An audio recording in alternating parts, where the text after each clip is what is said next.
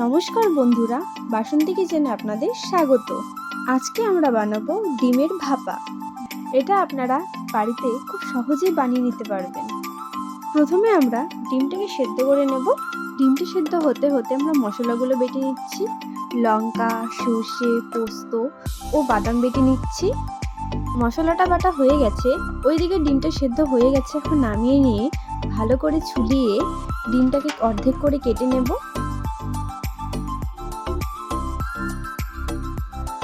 ডিমগুলো অর্ধেক করে কেটে নিয়েছি।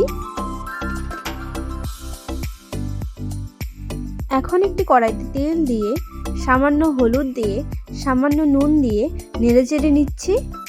তেলটা গরম হয়ে গেছে, এখন একে একে অর্ধেক করে রাখা ডিমগুলো দিয়ে দিচ্ছি। ডিমগুলোকে হালকা হাতে উল্টে পাল্টে নিচ্ছি। ডিমগুলোকে হালকাভাবে ভেজে নেব। ডিমগুলো ভাজা হয়ে গেছে, এখন নামিয়ে নিচ্ছি।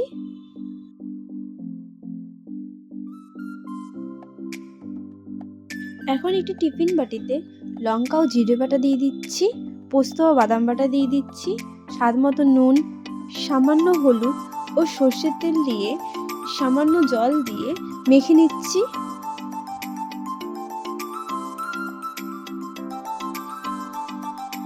মাখা হয়ে গেছে, এখন দুটো কাঁচা লঙ্কা দিয়ে দিচ্ছি। একে একে ভেজে রাখা ডিমগুলো দিয়ে দিচ্ছি।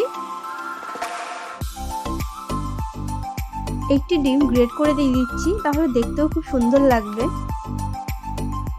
সামান্য সর্ষের তেল ওপরে দিয়ে দিচ্ছি। এখন এটা ঢেকে দিচ্ছি।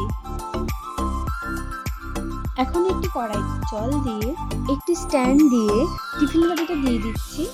এখন 10 মিনিটের জন্য ঢেকে দিচ্ছি। 10 মিনিট হয়ে গেছে, এখন ঢাকনাটা সরিয়ে দিচ্ছি। হয়ে গেছে, এখন নামিয়ে নিচ্ছি। এখন একটু ধনেপাতা ছিটিয়ে দিচ্ছি ওপরে।